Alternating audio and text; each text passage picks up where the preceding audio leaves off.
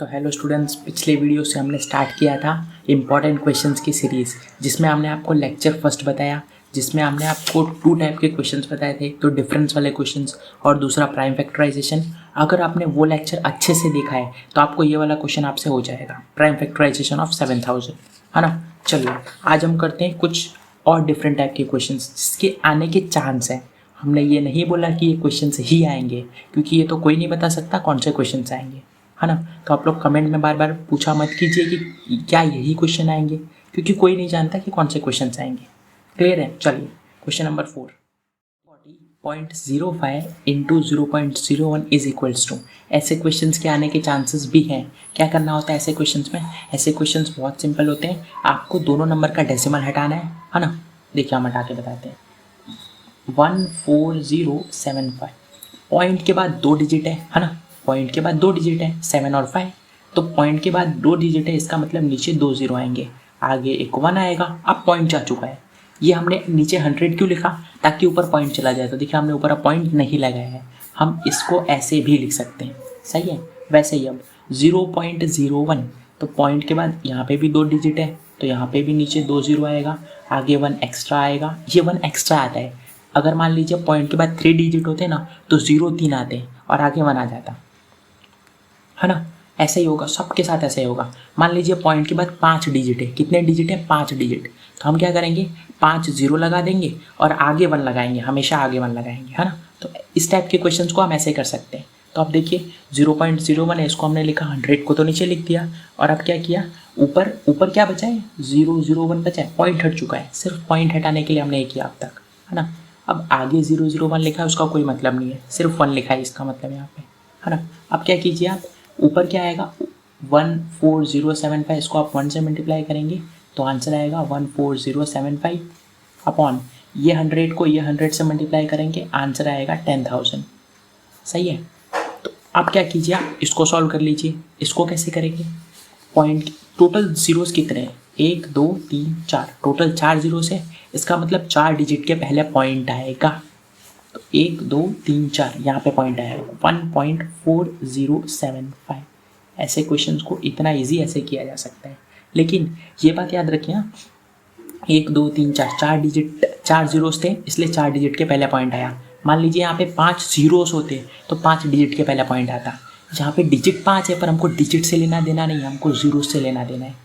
0 4 थे, इसलिए 4 डिजिट के पहले पॉइंट आया। अगर 2 ही 0 होते हैं, मान लीजिए क्वेश्चन ये ना हो के क्वेश्चन हमारा ये होता, क्या होता, ये क्वेश्चन होता, तो अब क्या करते, 2 0 से, इसका मतलब 2 डिजिट के पहले पॉइंट आता, मतलब इसका आंसर ये होता। क्लियर है? समझ में आ रहा है हम क्या बोल रहे हैं? अगर मान लीजिए ये क्वेश्चन ऐसा ना होके ये क्वेश्चन ऐसा होता, ये अब 2 0 है, तो क्या है इसका आंसर? ये होगा। 2 0 मतलब 2 डिजिट के पहले पॉइंट नहीं, ये भी गलत है। अब ये गलत कैसे हो गया? ये चीज़ हमेशा कब लगेगी? जब यहाँ पे आगे हमेशा 1 होगा, आगे हमेशा 1 होना चाहिए। यहाँ पे तो आगे 1 है ही नहीं, तो ये चीज़ यहाँ पे नहीं लगेगी। समझ में आ गया? हमेशा नीचे क्या होना चाहिए? या तो 10 होना चाहिए, 100,000 10,000 1 लाख 2 लाख ऐसे नंबर होने चाहिए। हमेशा इधर आगे 1 और उसके बाद सिर्फ 0 होने चाहिए, तो ही ये चीज़ काम करेगी। क्लियर है? ओके चलिए अब क्वेश्चन नंबर 5। क्वेश्चन नंबर 5 आप लोग कर सकते हैं। क्वेश्चन नंबर 5 को 2 तरीके से किया जा सकता है। सबसे पहला तरीका, जैसा कि हमने बोला, क्या करेंगे, 0.7 को कन्वर्ट कीजिए, 7/10 आएगा, है ना। पॉइंट के बाद 1 डिजिट है, तो नीचे एक 0 आएगा, आगे 1 एक्स्ट्रा आता है, तो अब पॉइंट चला गया, तो यहाँ पे सिर्फ 7 बचा है। यहाँ पे सेम इसको करेंगे तो ये भी 7/10 होगा, ये भी 7/10 होगा, इंटू इसका क्या करेंगे 0.7 को, तो इसको 0.7 को कैसे करेंगे? देखिए 0.7 लिखा है ना, 1/0.7, तो पॉइंट आप हटाएंगे, पॉइंट जब आप हटाएंगे तो ये पॉइंट के बाद 1 डिजिट है, इसका मतलब 10 आना चाहिए, लेकिन ये 10 नीचे आएगा, नहीं आएगा, ये 10 ऊपर आएगा ऑटोमेटिकली। ये चीज़ ऑटोमेटिक कैसे हो गई बताते हैं। देखिए क्या लिखा था, 1/0.7 लिखा था। सही है। हम आपको पूरा प्रोसीजर बता रहे कि कैसे आता है। 0.7 को मैं लिख सकता हूँ 7/10। सही है। ये 1 के नीचे कुछ नहीं था, तो हम इसको ऐसे भी लिख सकते हैं 1/1, है ना। अब सबसे नीचे वाला सबसे ऊपर जाएगा और ये वाला यहाँ पर जाएगा, तो 10 1 के साथ मल्टीप्लाई होकर 10 बन जाएगा, 7 इस 1 के साथ मल्टीप्लाई होकर 7 बनेगा। तो हमने डायरेक्ट लिख दिया ऐसे ही, कुछ नहीं करना है। अगर नहीं समझ में आ रहा है तो कभी भी कोई नंबर नीचे हो ना, मान लीजिए 0.7 यहाँ पे नीचे है, क्या करेंगे, नीचे 7 आएगा और ऊपर 10 आएगा। इस बार उल्टा कर देने का इसका। अगर 0.7 ऊपर होता तो क्या होता, अगर 0.7 ऊपर होता तो 7/10 आंसर आता। तो अगर 0.7 नीचे है तो इसका उल्टा कर दीजिए, 10/7 आंसर आएगा। सिंपल सा है। अब ये टाइम भी नहीं है कि आप इतना समझे कि कैसे आ रहा है ये, है ना। सिंपल समझ लीजिए, मोटा मोटा। मान लीजिए यहाँ पे 0.2 लिखा है तो इसका आंसर क्या आएगा, 2/10 आएगा। अगर मैं बोलूँ 1/0.2 का क्या आंसर आएगा, 1/0.2, तो 0.2 का क्या आंसर आता है, 2/10, तो 1/0.2 का क्या आंसर आएगा, इसका उल्टा 10/2। क्लियर है, मुझे लगता है कि समझ में आ गया होगा। एक और क्वेश्चन करते चलिए। हम दे देते हैं कि 0.3 का क्या आंसर होगा, तो 0.3 को हम लीगल करेंगे तो क्या होगा, 3/10 हो जाएगा। पॉइंट के बाद एक डिजिट है तो 3/10। अब अगर मैं पूछूं कि 1/0.3 क्या होगा, 1/0.3, तो 0.3 का जो भी आंसर आता है ना उसका उल्टा कर दीजिए। तो 0.3 का आंसर 3/10 आता है, तो 1/0.3 का क्या आएगा, 10/3 आएगा, 10/3, है ना। तो ये चीज़ समझ में आ गई। तो उसी तरह 0.7 नीचे था तो ये 10/7 हो जाएगा, ये भी 10/7, और ये 0.7 का 7/10। सही है। अब ये वाला 7 से ये वाला 7 कट, ये वाले 7 से ये वाला 7 कट, ये वाला 7 किसी से कट नहीं होगा ना, ये 7 ऐसा का ऐसे। अब ये 10 से ये वाला 10 कट, ये वाले 10 से ये वाला 10 कट। ऊपर क्या बचा है, ऊपर एक ये 7 बचा है, एक ये 7 बचा है, मल्टीप्लाई होकर 49 बन जाएगा। और यहाँ पे ये 2 10 बचा है, ये मल्टीप्लाई होकर 100 बन जाएंगे। आंसर आ जाएगा 0.79, 0.49। ये कैसे आया, 2 0 है मतलब 2 डिजिट के पहले पॉइंट लगेगा, 2 डिजिट के पहले मतलब यहाँ पे पॉइंट, तो यहाँ पे हमने पॉइंट लगा दिया, आगे 0 पॉइंट लगाना पड़ेगा। ये तो था पहला तरीका। दूसरा तरीका क्या है, दूसरा तरीका बहुत सिंपल है। अगर आपके कॉन्सेप्ट क्लियर होंगे ना तो दूसरा तरीका से बहुत जल्दी आंसर आ जाएगा। देखिए कैसे, हम क्या कर सकते हैं, इससे इस नंबर को काट सकते हैं। हाँ, क्योंकि ये ऊपर है न्यूमरेटर में और ये डिनोमिनेटर में। आप एक काम कीजिए ना, इसको डैश को पूरे को बड़ा बना लीजिए। अब कीजिए, अब ये पूरी चीज़ न्यूमरेटर में है, ये डिनोमिनेटर में, तो कट की जा सकती है। ये भी न्यूमरेटर में, ये डिनोमिनेटर में, इसको भी कट किया जा सकता है। तो आंसर क्या आएगा, अब तो डिनोमिनेटर में कुछ बचा ही नहीं है, तो हम अब इसको कट नहीं कर सकते। अब इसको मल्टीप्लाई कर लीजिए, 0.7 को 0.7 से, तो 0.7 को हम लिखेंगे 7/10, 0.7 को 7/10, 7 को 7 से मल्टीप्लाई करके 49, 10 को 10 से 100, और इसको जब हम सॉल्व करेंगे तो 0.49 आंसर तो फिर भी आ जाएगा। तो ये वाली ट्रिक बेस्ट ट्रिक है। देखते हैं ये वाले टाइप के questions. If 23,200 is divided by 145, answer कितना मिलता है, 160। Then 232 divided by 145 is equal to how much, है ना। तो इसमें एक तरीका क्या है कि आप इसको इससे डायरेक्ट डिवाइड कर लीजिए, आपको जो आंसर मिलेगा वो आंसर होगा। पर वो तरीका है ना, वो तरीका बहुत डिफ़िकल्ट है। एक हम आपको सिंपल तरीका बताते। देखिए ऐसे क्वेश्चंस में क्या करने का, आपको क्या दिया यहाँ पे, 23200, जब ये 145 से डिवाइड हुआ था तो ये हमको 160 मिला था। सही है। ये तो हमने, ये जो क्वेश्चन लिखा था वो तो हमने यहाँ पे लिख लिया। हमें क्या चाहिए, हमें चाहिए 232 डिवाइडेड बाय 145, ये क्या होगा, है ना। तो मैं चाहता हूँ कि मैं इससे ये चीज़ ला दूँ। मैं क्या चाहता हूँ कि मैं इसी को बना के क्या ये चीज़ ला सकता हूँ।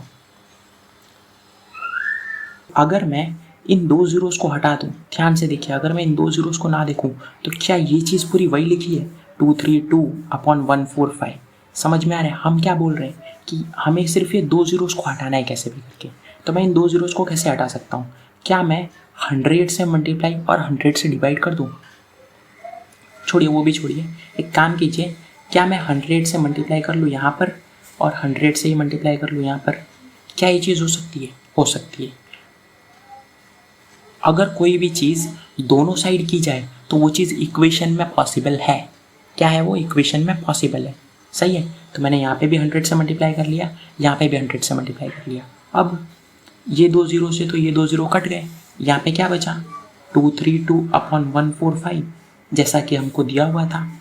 अब इधर आंसर क्या आ रहा है, 160/100, ये एक ज़ीरो से एक ज़ीरो गया, 16/10 कितना होता है, ये होता है 1.6। तो ये कितना आया, 1.6। ये कितना आया, 232/145। ये किसके बराबर है, ये 1.6 के बराबर है। तो ये किसके बराबर होगा, ये 1.6 के बराबर होगा। फिर हम बताते हैं, देखिए हमने क्या किया, 23200 अपॉन 145 इज इक्वल्स टू 160। ये क्वेश्चन था। मुझे क्या चाहिए था, ये तो दिया हुआ था, मुझे क्या चाहिए 232 अपॉन 145, है ना। ये पूरी चीज़ देखिए ये लिखी हुई है, ये पूरी चीज़ यही लिखी हुई है। इसका मतलब मुझे ये 2 ज़ीरोस नहीं चाहिए। मैं कैसे ये 2 ज़ीरो को हटा सकता हूँ? एक काम करता हूँ, मैं अगर 100 से डिवाइड कर दूंगा तो ये 2 ज़ीरो से कट जाएंगे। तो मैंने 100 से डिवाइड कर दिया। जो चीज़ मैं यहाँ पे करूँगा वही चीज़ मुझे यहाँ पे करनी पड़ेगी। ये इक्वेशन का रूल है ना। अब ये 2 ज़ीरो से ये 2 ज़ीरो कट गए, तो इससे ये चला गया। इधर क्या बचा 232 अपॉन 145 जो हमारे क्वेश्चन में दिया था। ये किसके बराबर है 16 अपॉन 10 के बराबर है। और ये इसका आंसर क्या आएगा 1.6 आएगा। इसका मतलब 232 अपॉन 145 का आंसर 1.6 आएगा। तो इसका आंसर कितना हो गया 1.6 हो गया। क्लियर है। The product of two numbers is 400। दो नंबर्स हैं, दोनों को मल्टीप्लाई करने पे 400 आता है। एक नंबर को मैंने x बोल दिया, दूसरे नंबर को मैंने y बोल दिया। दोनों को मैंने जब मल्टीप्लाई किया तो मेरा आंसर 400 आ गया। अब one number is 4 times the other number. एक नंबर दूसरे नंबर का 4 गुना है ना। एक नंबर दूसरे नंबर का 4 गुना है। इसका क्या मतलब हुआ, अगर मैंने बोला कि मैं मान लेता हूँ कि x वाला नंबर बड़ा है, अगर x वाला नंबर बड़ा है तो मैं 4 को इससे मल्टीप्लाई करूँगा, है ना। छोटे को 4 गुना बनाऊँगा तो दोनों बराबर आएंगे। ये चीज़ समझ में आ रही है। मैंने क्या बोला x बड़ा है, x बड़ा है और y छोटा है। अगर y छोटा है तो मैं अगर इसको 4 गुना कर दूँ तो जाके ये इसके बराबर आएगा, इसलिए मैंने इसको 4 से मल्टीप्लाई किया। अगर मैंने y को छोटा बोला होता तो मैं y को 4 से मल्टीप्लाई करता। ये तो पता चल रहा है 4 से मल्टीप्लाई क्यों किया, क्योंकि 4 टाइम्स है। अगर मैंने बोला होता 10 टाइम्स तो मैं 10 को मल्टीप्लाई करता। किसको मल्टीप्लाई करता, जो छोटा नंबर होता उसको मल्टीप्लाई करता। तो इसका मतलब x किसके बराबर है 4y के बराबर है। जहाँ पे x दिख रहा है उसकी जगह पे 4y रख दीजिए। तो x ये रहा, इसकी जगह पे मैं 4y रखूँगा। तो x की जगह पे मैंने 4y रख दिया, मल्टीप्लाई y अपनी जगह पे इज इक्वल्स टू 400। ये चीज़ समझ में आई। इस x को हटा के मैंने 4y रख दिया क्योंकि x तो 4y के बराबर है, तो मैंने इधर रख दिया। इसको सॉल्व कीजिए। 4 जो यहाँ पे मल्टीप्लाई में, इसको मैं यहाँ पे डिवाइड में भेज देता हूँ। तो y इंटू वाई ऐसा का ऐसा 400। ये 4 इधर मल्टीप्लाई में था ना, ये 4 तो पूरा मल्टीप्लाई में, तो ये डिवाइड में आ गया यहाँ पे 4। तो ये कितना बन गया, ये 100 बन गया। इसका y को y से मल्टीप्लाई कीजिए, y का स्क्वायर कितना हो गया 100 हो गया। तो y कितना हो जाएगा, ये स्क्वायर अंडर रूट बन जाएगा 100 का, और y की वैल्यू कितनी आ जाएगी 10 आ जाएगी, है ना। तो इसका मतलब y कितना हो सकता है 10 हो सकता है। अगर y 10 है, अगर y 10 है तो x कितना होगा, x कितना होगा देख लेते हैं। x is equals to 4y, ये इक्वेशन थी, है ना। x तो हमें निकालना है, y कितना है 10 है, तो 10 यहाँ पे रख लीजिए। x कितना होगा, x 40 हो जाएगा, है ना। तो x 40 हो गया और y कितना हो गया 10 हो गया। ऐसे क्वेश्चंस के आने के चांस भी हैं। ये क्वेश्चंस बहुत सिंपल क्वेश्चन था। इसमें करना क्या था, दो नंबर का प्रोडक्ट 400 था, मैंने लिखा x इंटू वाई 400। फिर बोला गया एक नंबर दूसरे का 4 गुना है, छोटे वाले को 4 से मल्टीप्लाई कर लीजिए। फिर यहाँ से आपको क्या मिलेगा, इस जगह में x की जगह में 4y रख दीजिए। x किसके बराबर है 4y, तो मैंने इस x को हटा के 4y लिख लिया। फिर इस इक्वेशन को मैंने सॉल्व किया, यहाँ से मुझे y मिल गया। फिर उस y को उठा के मैंने यहाँ पे रखा तो मुझे x मिल गया। क्लियर है क्वेश्चन। चलिए, तो आज की इस वीडियो में बस इतना ही। मिलेंगे नेक्स्ट वीडियो में कुछ और क्वेश्चंस के साथ जो इंपॉर्टेंट क्वेश्चंस है ना। चलिए, तब तक के लिए पढ़ाई करते रहिए। Bye bye.